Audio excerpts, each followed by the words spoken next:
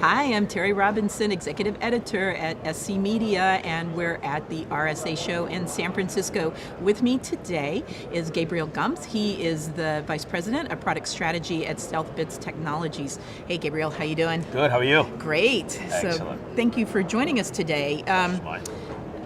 This afternoon we want to talk a little bit about machine learning. Yeah. It's a term that's thrown around a lot. Everybody's excited about it, but what's happened most recently that excites you about it? What are the advances that you're happy to see?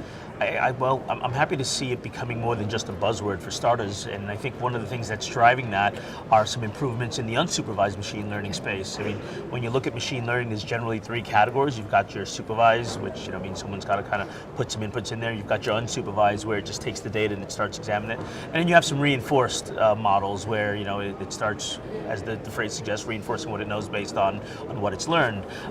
It's that second one, though, the unsupervised learning, where there's been a lot of real good improvements, which makes it easier for those that are trying to deliver solutions around it to be able to deliver better value in a shorter period of time, which at the end of the day is excellent for the consumers, the end users.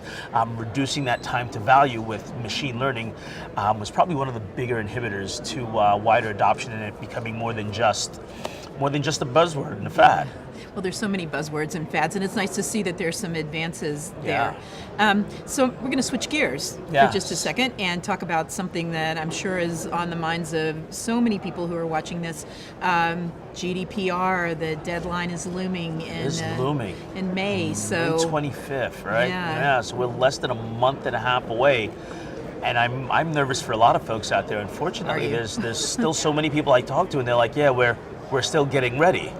With less than 60 days left, I feel like if you're not ready, it might be challenging. So yeah, they're those people in college who crammed the night before. Right, right. That's exactly who they are. I think most folks at this point have some general understanding of at least the first few steps that they're going to need to undertake, even if they're not completely ready.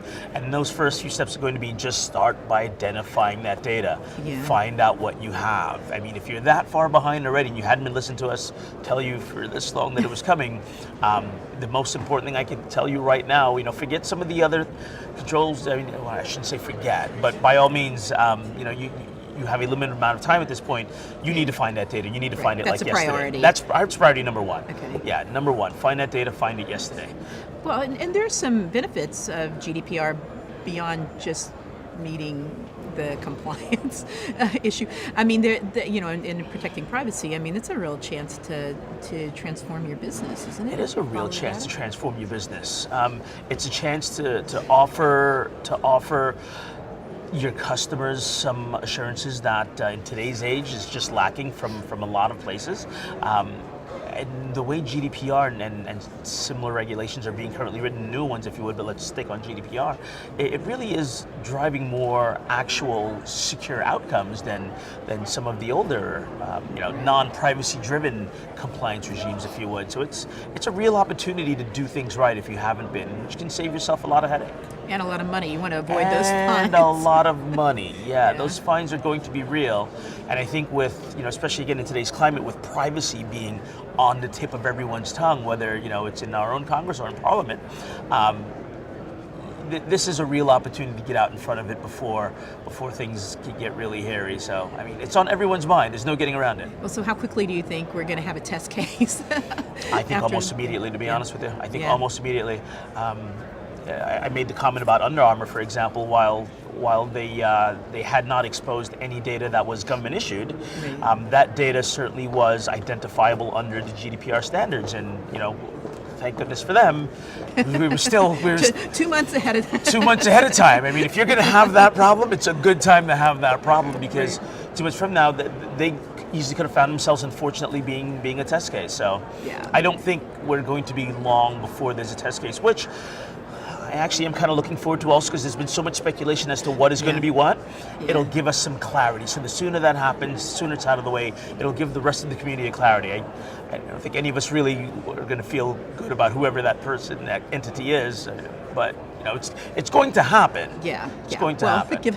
Given how often we see these things, I think you're dead on. Yeah. So, Thank you so much for being with us today. I Thank certainly you. appreciate your thoughts and your time. Once again, Teri Robinson, the executive editor at SC Media, coming to you from RSA, and this is Gabriel Gumbs. He's the vice president of product strategy at STEALTHbits Technologies.